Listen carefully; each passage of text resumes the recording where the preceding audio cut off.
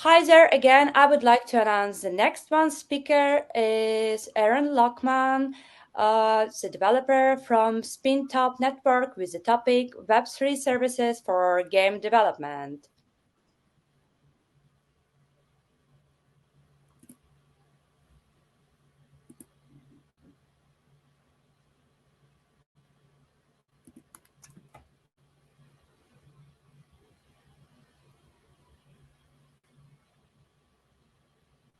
Eren, we are already live and audience is all yours. You could continue.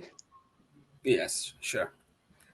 So you introduced me. Now I will start with change the slide. You introduced me already, so let's start with Web3 game integration. But first, these are questions. I will talk about them later.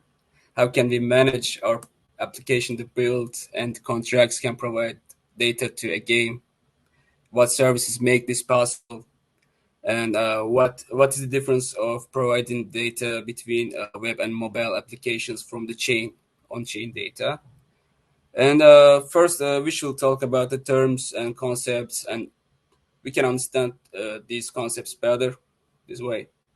Let's begin with what's Web3. Web3, I can define Web3 with three words: open, it's permissionless, it's trustless. Up to now, Web2 helped us to get up here. Actually, there is something Web2 felt like we are in a garden that's surrounded by huge walls, and we don't have any right for any words between these walls. Actually, whatever they offer us, we can just accept. Yeah, some way there are communities, they have management systems, but still it's centralized.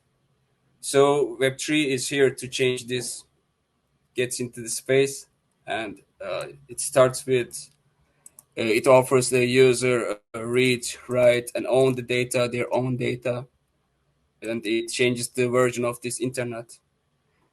This way, user can read any data because it's open to anyone.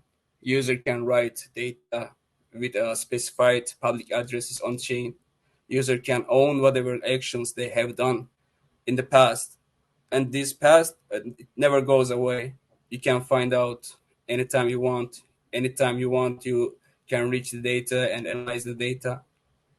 And whoever wants this freedom, this transparency, and as we are in a global change economically, mostly people want more freedom and financial equality. They search for Web3 and try to get what it is. Let's start with gaming, actually, because this is a gaming conference, right? Web3 gaming it's a process of decentralized gaming where the activities of a gaming ecosystem or a gaming platform, specifically the ownership of gaming assets, decision making in all aspects of gaming, these are delegated away from any central authority. In this way, Web3 games are built by integrating blockchain into the gaming ecosystem, and it allows gamers to express their opinion on when and how the game should evolve. It also lays down the foundation of play to earn for players, and it changes the pay to play aspect by offering asset trading on chain and tradable game tokens and opportunities to earn in cryptocurrencies while playing. They can earn and they can sell. They can get into DeFi. They can stake. They can make money via these tokens, these cryptocurrencies, even NFTs. You can rent NFT and 724. You can make profits out of it.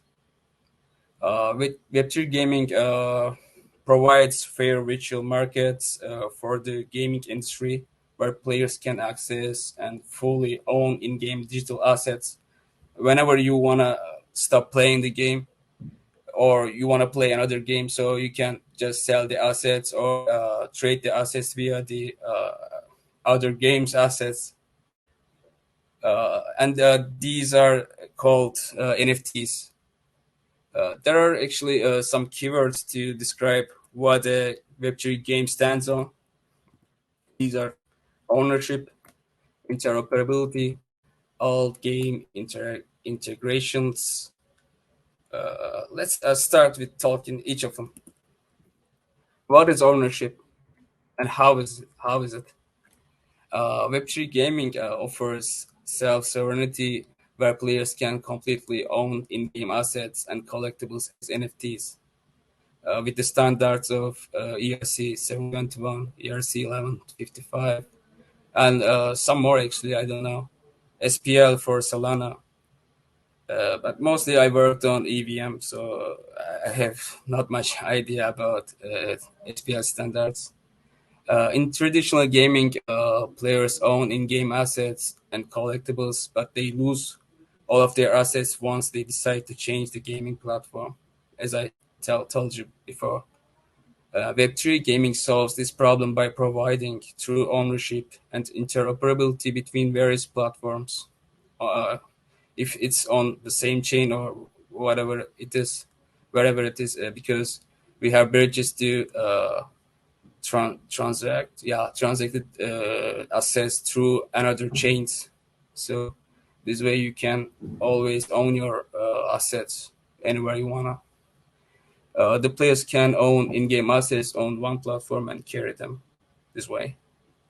Old game integration. This is interesting because I have seen many tutorials about it.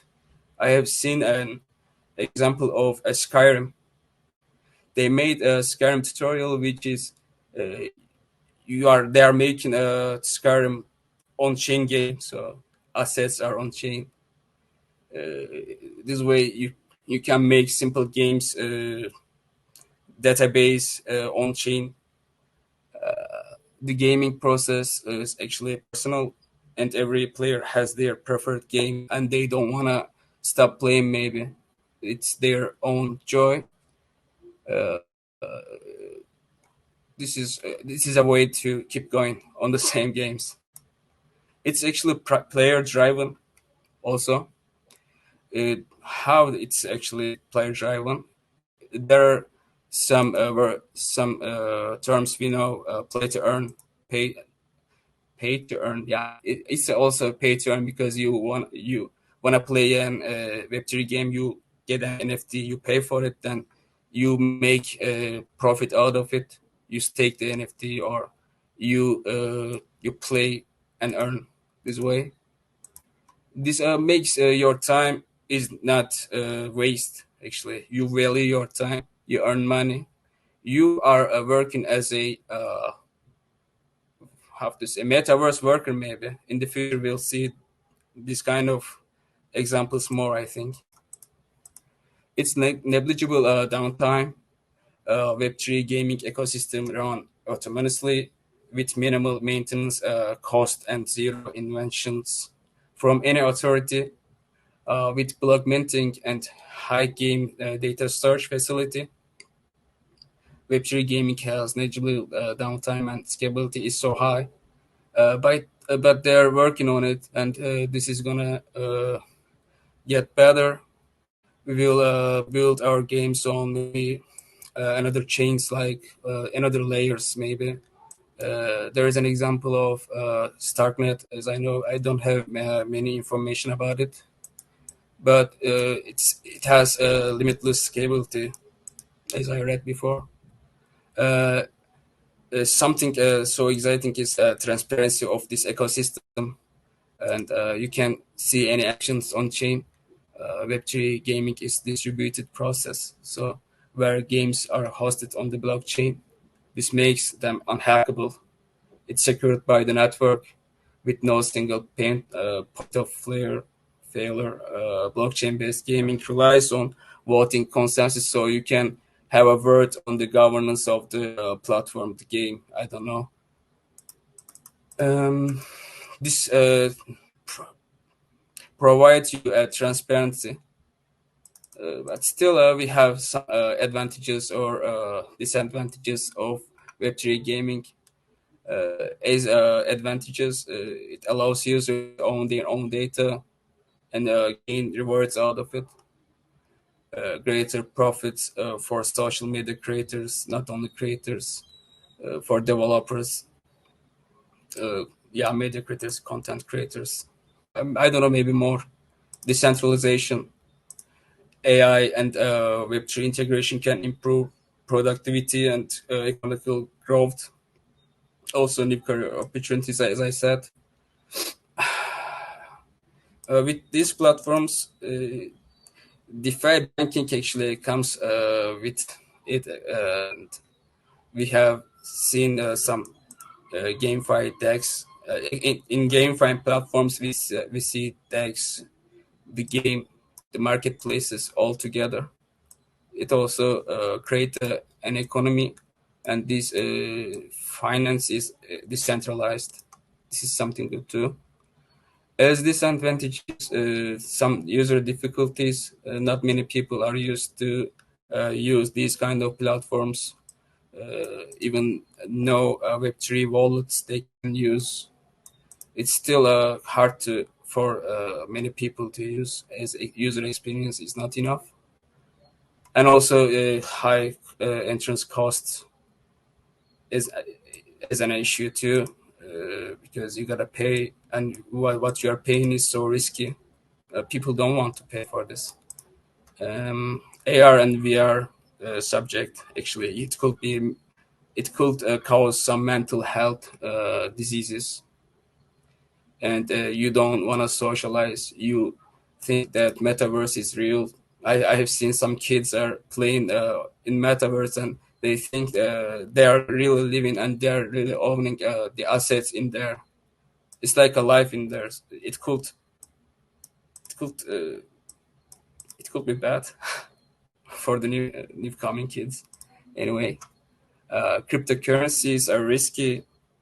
Uh, there is money laundering. There are crimes, hackings. Uh, they steal and they go away. Actually, money laundering is possible. If you check for Bitcoin laundering, you will see. AI and ML could be a problem, could be a threat for our economy, our civilization. We stop producing our food, our needs, then just try to find economical relief in Web3 could harm us too. Web3 could reduce privacy of user. They can get your actions. If they get your identical information, yeah, the lack of real world benefits as a problem. Scams and hacks also included all of this. Anyway, yeah. Let's speak about something different, some technical part, Web3 game integration. I have searched some libraries, some services, and I liked Morales more, I think. For mobile and WebGL development, they use some services, ChainSafe. I get some here examples. ChainSafe and Morales. They give you an API service, the endpoints you use to connect to Web3 ecosystem, integrate with the contract. Let's some let's talk about some. Actually, there are Web3 libraries to communicate with the blockchain. These libraries are collections of libraries that allow you to interact with local or remote blockchain nodes by using HTTP, IPC, or WebSockets. The smart contracts we interact with, they are simply programs stored on blockchain that run when predetermined conditions are met. They typically are used to automate the execution of an agreement, so that all participants are immediately certain of outcome without any intermediary involvement or time loss. They can also automate a workflow triggering the next action when conditions are met. Uh, actually, when we want to interact with a smart contract, we will need a provider. The provider we use, there are the libraries. They They serve as the providers like Web3.js, Ethers.js. We use these providers to connect the chain and communicate with the contract, get the data. The Web3.js library requires provider object, and this includes the connection protocol and the address of the node you are going to connect. Web3.js supports three different providers. They are HTTP provider, Web3 socket, and IPC provider. Both HTTP and VS require the address of node. In this way, we connect the wallet, we integrate it to our application. The application communicates with the provider fetches the data, or we can send some post request this way and write data on chain too. If we are going to use some if we are going to develop a mobile application, we should use for now actually no, if you are developing it React Native, you will not need any of these services. You will just use Ethers to build your application. But other way, if you are gonna work with Swift or in Android part, so you will need Infura, ChainSafe, Moralis, some services like this. You will get an API key. This API key lets you to use the API endpoints of these services. These are the SDKs. These SDKs are not really safe, I think, because I have seen some examples of they are asking for your private key too. You don't wanna give your private key to, actually. So I just developed something, but I never used my own private key here. Anyway, let's continue with the development stage. What do we need here? By orderly, need a game engine, of course, to develop the game. Then we should have a plan for managing the data. Create. I always try to create the data table so I can see clearly what I'm gonna use to develop my contract. Then, if we are gonna develop this app on mobile, we should have API services. This is option actually, because API services, it's for better data fetching. This can reduce the return time. Sometimes it takes maybe 10 or 20 seconds to get the data from the chain. So this is a way to reduce the time. You can have a DB, connect the DB, write the on-chain data on this DB, and fetch the data in maybe less than 1 second. This is an option, but something is not option for mobile game developers. They should use Web3 interaction services, like I said, Moralis, ChainSafe. These kind of platforms are available to use lately, and they have good tutorials too. Here, contracts and services. To develop a Web3 app, smart contract should be developed and deployed on chain. If it is a mobile app or WebGL app, the service like Moralis, ChainSafe are required for on-chain communication. You design your game, deploy the contract, fetch the data via services, and that's it actually. There are many tutorials on the internet. Whoever wanna try to do it, it's so easy for game developers. I think I'm not a game developer, but it's easier than they think. How to develop a marketplace? I can give some examples. How to develop an article platform, video streamer, message applications, anything they wanna, they can search for them. And especially there are some tutorials on these platforms. They can check Morales and Chain Safe. They have many, and these are open to anyone. There are the concepts in the tutorials. They can follow the code designs, communications, requests, all included in this. Let's talk about the difference between mobile and WebGL. Maybe I will ask a question: is WebGL a viable choice to create games, or in the near future for desktop browsers and mobile hybrid apps? Actually, I think yes.